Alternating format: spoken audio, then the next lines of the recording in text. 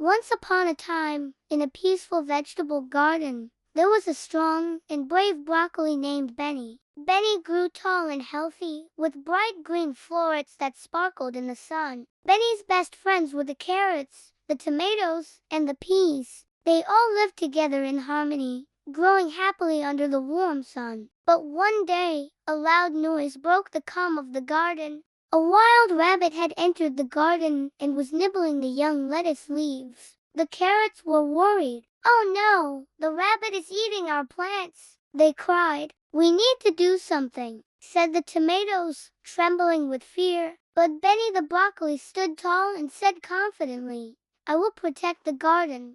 The other vegetables looked up at Benny, surprised. "But you're just one broccoli. How can you protect the whole garden?" the peas asked. Benny smiled. "Sometimes, it's not about being the biggest or the strongest. It's about having the courage to try." Benny marched toward the rabbit, his green leaves rustling in the breeze. The rabbit looked up and saw Benny standing in front of the lettuce. "Move aside, little broccoli," the rabbit said. "I'm hungry." But Benny stood firm. "No, you cannot eat the garden's plants. They're for everyone here." The rabbit laughed. "You're just a broccoli. I'm faster than you. I'll eat whatever I want." Benny didn't move. He looked around and saw the other vegetables looking at him, waiting. Benny took a deep breath, and then he said, "If you want to eat, I will show you another way. Let's share the garden." The rabbit stopped laughing. "Share? How can we share the garden?" Benny explained. "Look, the garden has so much food for everyone. There are carrots, tomatoes, peas, lettuce, and even some radishes. If we work together, everyone can eat without hurting the plants."